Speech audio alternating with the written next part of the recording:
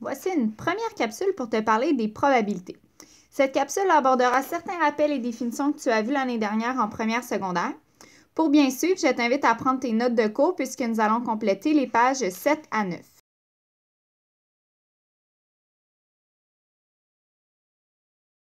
Comme tu l'as sans doute constaté, l'inconvénient du diagramme en arbre est qu'il peut être très long de dénombrer le nombre de résultats possibles. Alors, nous avons également la règle de la multiplication qui nous permet de faire cela. Alors, la règle de la multiplication permet de déterminer le nombre de résultats possibles d'une expérience aléatoire à plusieurs étapes. Pour ce faire, nous devons faire le produit du nombre de résultats possibles pour chaque étape. Faisons un exemple ensemble. Un questionnaire contient 5 questions. Les questions 1 et 2 demandent de répondre par vrai ou faux. Les questions 3, 4 et 5 sont à choix multiples A, B, C, D. Combien existe-t-il de façons différentes pour répondre à ce questionnaire? Alors, d'après la règle de la multiplication, nous devons multiplier le nombre de résultats possibles pour chaque étape. Alors ici, nous avons 5 étapes correspondant aux 5 questions. Pour la question 1, nous avons 2 possibilités de réponse. Pour la question 2 également. Pour la question 3, nous avons 4 possibilités. Pour la question 4, 4 possibilités. Et pour la question 5, 4 possibilités. Nous devons maintenant multiplier le nombre de résultats possibles à chaque étape. Nous trouvons donc 256. 256 correspond donc aux 256 possibilités pour répondre à ce questionnaire.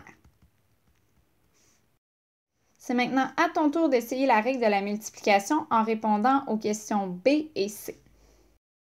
Avant de terminer cette capsule, il nous reste 2 mots à définir concernant les expériences aléatoires composées. Petit rappel, expériences aléatoires composées sont les expériences aléatoires comportant plusieurs étapes. Ces 2 termes sont indépendants et dépendants. Nous dirons que les étapes d'une expérience aléatoire composée sont indépendantes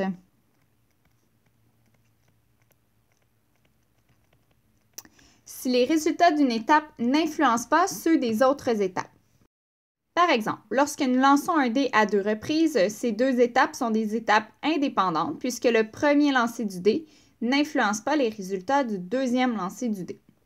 Définissons maintenant le mot dépendant. Les étapes d'une expérience aléatoire sont dites dépendantes